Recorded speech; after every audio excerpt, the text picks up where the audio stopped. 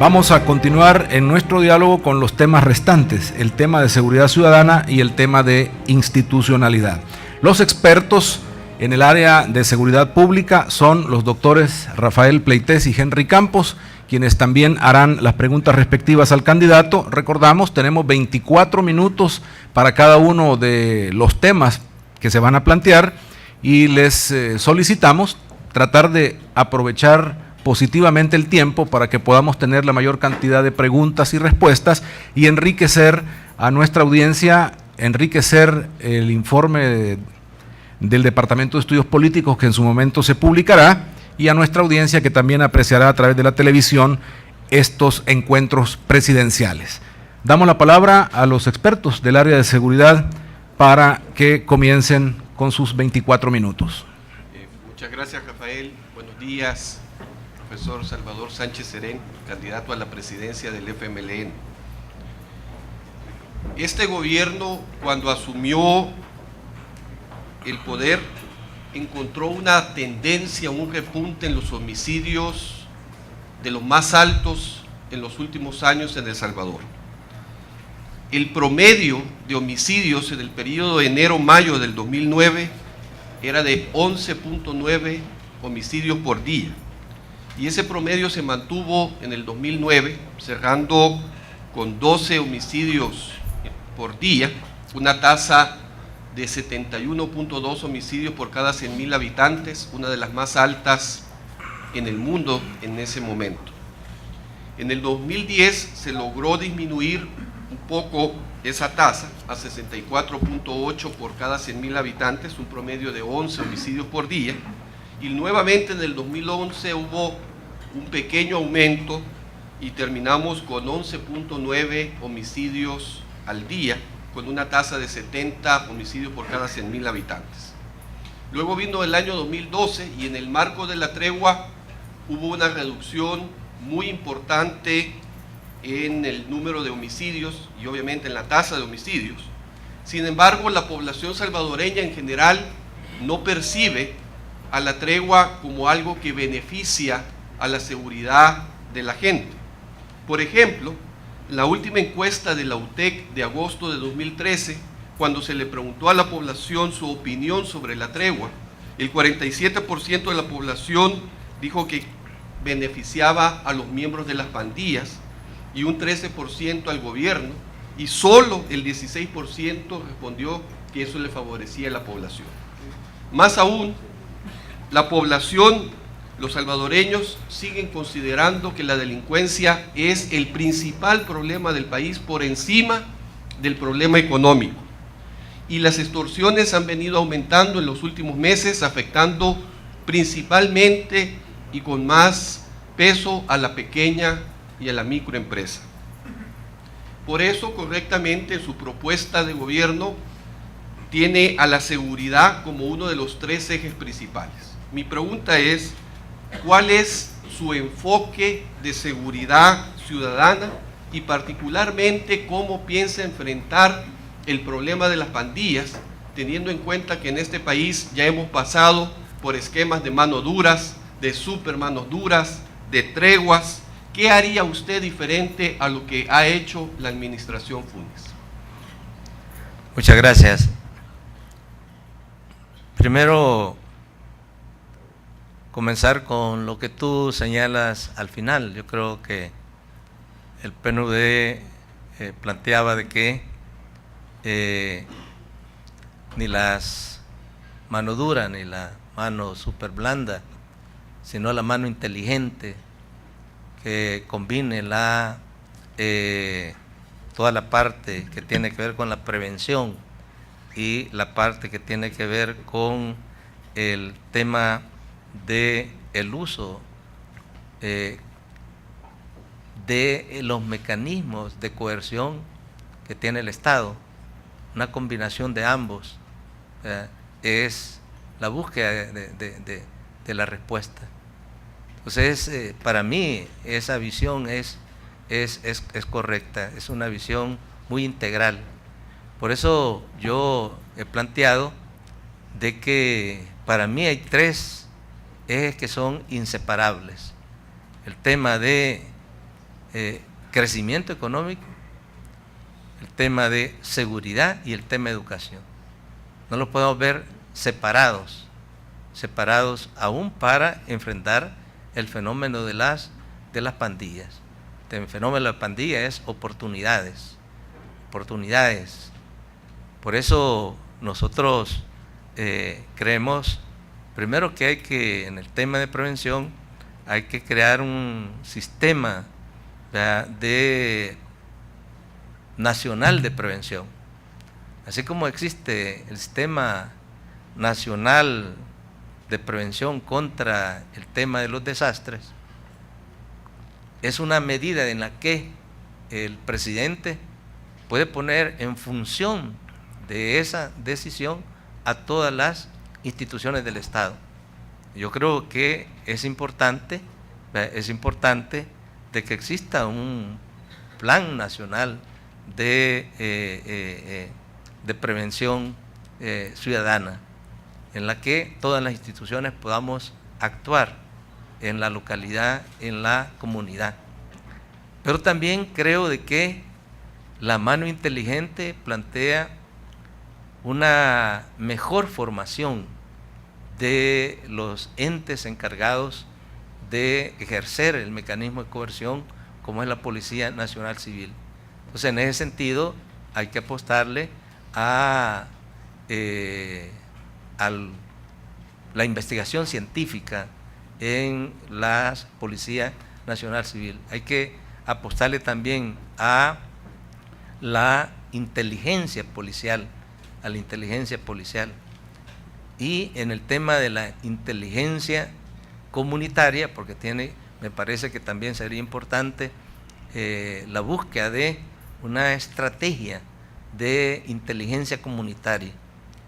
En este tema de inteligencia comunitaria es la participación de la comunidad. En la comunidad hay actores, donde está el gobierno local, existe también los maestros, existen también las iglesias, existen también todas las instituciones que proporcionan salud, que proporcionan oportunidades. Es decir, hay que darle oportunidad, y por eso el tema de la generación de empleo puede también darle oportunidad a estos jóvenes. Para mí, el tema es tratar de focalizar estas acciones, estas estrategias hacia estos sectores que están en riesgo, porque hay una población profundamente que está en riesgo. Y segundo, no tengo ninguna duda que vamos a utilizar todo el poder de coerción para combatir no solo a las pandillas, sino el tema del crimen organizado y también el lavado de dólares, porque el lavado de dólares obedece al narcotráfico, obedece a la corrupción. Entonces hay que combatir también, o sea, hay que hacer un combate integral, y para eso que necesitamos una policía científica, una policía mejor formada, una policía mejor capacitada. Yo creo que la academia está trabajando en la formación, además de más policías, que en estos 4 años se van a formar más de 5.800 nuevos policías. También es importante apostarle a que sigamos formando más policías, pero que esa policía tiene que tener una profesionalización. Por eso también la academia está trabajando, y nosotros vamos a apoyar y vamos a impulsar el Instituto Especializado de Educación en la Academia Nacional de Seguridad Pública, para una mejor formación del cuerpo que tiene que ejercer el tema de la coerción. O sea, para mí son 2 componentes integrantes. Y brevemente 2 preguntas. Muchas de las iniciativas que nos está comentando hoy, mayor prevención, fortalecer a la policía, requiere recursos. ¿Cómo vamos a financiar ese fortalecimiento de los cuerpos encargados de velar por la seguridad.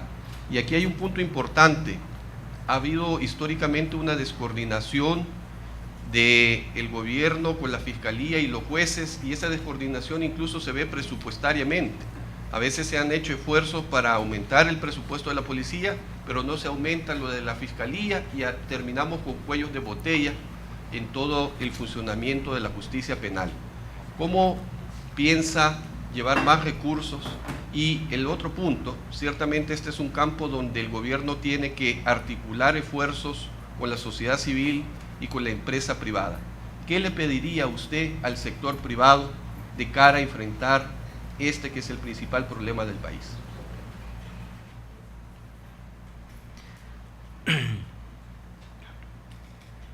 El tema de los recursos, tú sabes de que este es un fenómeno mundial, el tema de la inseguridad. No somos el único. Ya no somos el primer país con más inseguridad. Tú señalabas ese informe, es decir, por cada 100.000 en el 2009 eran 70 asesinados. Ahora creo que son alrededor de 34 por cada 100.000 en el 2012. O sea, se ha logrado, es decir, se ve que han existido resultados, pero como tú dices, la percepción de la población es diferente. ¿Por qué? Pues la población le afecta más el tema de la extorsión, que es lo que más agobia a la población, y que para mí es una de las prioridades que mi gobierno va a impulsar, es decir, terminar con todos los mecanismos de extorsión. Y eso tiene que ver con que los centros penales tienen que dejar de ser los centros de conducción del crimen. En ese sentido, toda la política de rehabilitación tiene que ver con programas en los que yo decía anteriormente, en los que puedan las personas privadas de libertad prepararse para la vida. Yo estuve en Santa Ana en la inauguración de una granja agrícola que ya están cultivando, y esas personas están ya preparándose para salir a una nueva situación. Entonces, para mí los recursos, primero, vuelvo a insistir, si nosotros logramos poner en función toda la capacidad productiva que tiene el país, si activamos toda la planta productiva que tiene el país, yo decía que podemos crecer entre un 3 y un 4%. De esos son fondos que hay que destinar para el tema de la seguridad. Segundo, este es un tema en la que también hay facilidades de buscar cooperación. Cooperación en asistencia técnica y cooperación también en programas concretos. Ya El Salvador, a partir de la Unión Europea, ha tenido programas dirigidos hacia todo el tema de prevención hacia los jóvenes, y hay esas oportunidades. Entonces, a mi juicio, sí se pueden obtener los recursos para llevar adelante esto de una mejor formación policial, aumentar el número de policías.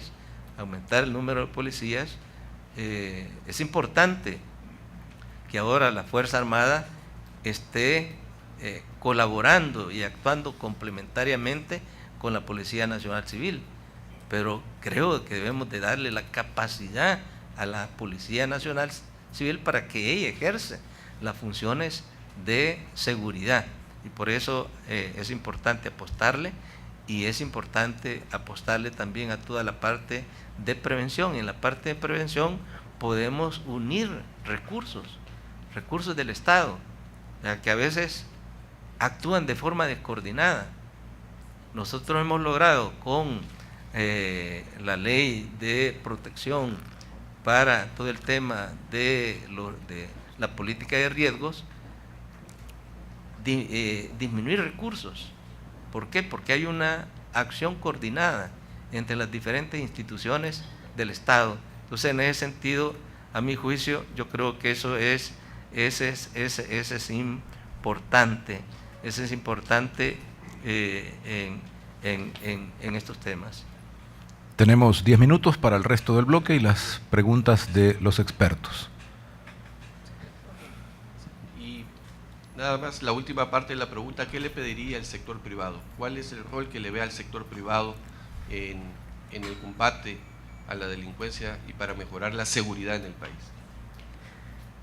Primero, creo de que el sector privado debe de abrir oportunidades para que aquellos sectores en riesgo que son capacitados, que son formados, que tienen formación laboral, pues abrir los espacios para darle empleo al sector privado.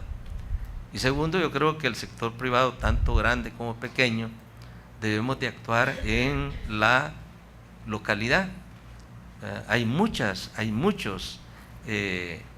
empresas que en su zona donde actúan tienen una responsabilidad social e muchos invierten en educación, muchos invierten en salud. Yo creo que también pudieran invertir en estos programas de prevención. O sea, para mí, este es parte del entendimiento, ¿verdad?, que debe de alcanzar a partir del estímulo que dé el Estado para que la empresa privada juegue un rol más activo y más dinámico en el tema de la prevención. Y además, yo creo de que la empresa privada puede ayudar a juntar la voluntad de la nación para que toda la nación y toda la sociedad tomemos responsabilidad en enfrentar este fenómeno que es parte de esas prioridades que yo señalaba desde un inicio. Sí. Bueno, buenos días, señor vicepresidente y candidato a la presidencia, profesor Sánchez Serén. Dentro de las propuestas, usted hablaba de aumentar el número de policías. Normalmente se han hecho algunos estudios en los que se coincide en establecer que el número de policías o el aumento en el número de policías no siempre se traduce en un aumento de la seguridad, más allá de las sensaciones psicológicas que pueden provocar, como la presencia del ejército en las calles. Mi pregunta es, ¿el aumento de policías estaría acompañado de una política de depuración, de mejora de los procesos y de la administración en la PNC, y especialmente en los procesos y en la formación de los agentes en el área de investigación? 7 minutos para completar el bloque.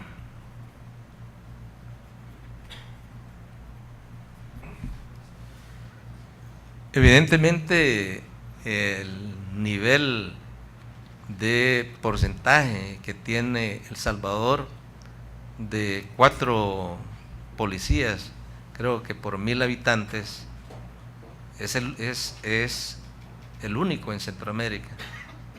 O sea, creo de que es importante también aumentar el número, pero no necesariamente el número quiere decir que eso va a resolver el problema de la inseguridad. Entonces, la Policía Nacional Civil debe estar formada en su capacidad de coercitiva, pero también la policía debe estar formada en una filosofía comunitaria. Entonces allí hay otro aspecto que es importante, es decir, no es solo el policía por policía, sino es la formación del policía, formarlo en sus capacidades para ser más efectivo en el combate, en la represión. Por eso yo hablo de la necesidad de la policía científica, la necesidad de mayor inteligencia policial para ser más efectivos en las actividades, una mejor coordinación entre la Fiscalía y la Policía Nacional Civil y además el sistema de justicia. Yo creo que Policía, Fiscalía y Sistema Nacional de Justicia deben de actuar coordinadamente en enfrentar el crimen, y la policía también tiene que estar también formada para hacer esa capacidad de interlocución con los otros actores que tienen que ver con todo el problema de la seguridad, y necesariamente también requiere una mejor formación.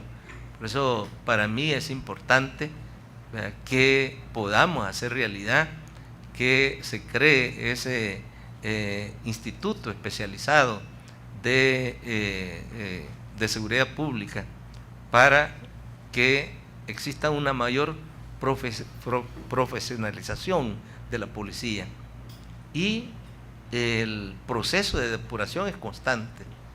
Creo que por eso deben de funcionar los mecanismos administrativos internos que tiene la policía para, a partir de esos mecanismos administrativos, hacer eficiente a la policía. Y segundo, segundo es volver a la policía más efectiva en el combate, y eso tiene que ver con la conducción, eso tiene que ver con toda la parte de la administración, y necesariamente aquellos policías que no tienen las capacidades y además son presas de la corrupción o del acercamiento al crimen organizado, pues tiene que existir una depuración permanente del sistema de la Policía Nacional Civil. Actualmente se ha mantenido un proceso de depuración de la Policía Nacional Civil. Sí. Hay aún 3 minutos. Bueno, una última pregunta relacionada con las propuestas que ha hecho en su plataforma política. Destacan la prevención y el combate al delito. En este último eje ha fijado compromisos, particularmente en la lucha contra la extorsión, lo cual es lógico por los graves daños a la economía y a la confianza ciudadana, por los perjuicios psicológicos. Se conocen diversas experiencias en diferentes países donde se ha entrado un poco más al examen de las víctimas y los victimarios en los delitos de extorsión. En nuestro país, sin embargo, las declaraciones públicas a veces nos dicen que los victimarios generalmente están asociados a pandillas, pero la realidad todavía no la conocemos. Es decir, en algunos casos lo que se conoce es que quien llega a recoger el dinero y a quien se captura es pandillero, en la mayoría de los casos, pero no sabemos las estructuras que están atrás. Ante esta situación, ¿cómo podríamos avanzar para conocer más sobre las víctimas y los victimarios? Por ejemplo, si deberían realizarse encuestas de victimología desde el Estado, programas para mejorar la eficacia de la investigación, mejorar la confianza del público para entrar a conocer esas realidades que están atrás del delito de extorsión. Mira, yo creo que el tema de las extorsiones requiere ganar la voluntad de la comunidad. Por eso para mí es importantísimo la creación de este programa del sistema comunitario, en el cual pues todos los actores de la comunidad puedan tomar compromisos primero para hacer de las ciudades oportunidades, convertir las ciudades en oportunidades de lograr una mayor convivencia entre los que viven en esa comunidad, pero también que las familias vivan con más armonía. Y yo por eso pongo siempre el ejemplo de Santa Tecla. Es decir, allí hay centros culturales, hay espacios también donde se puede hacer uso de la tecnología.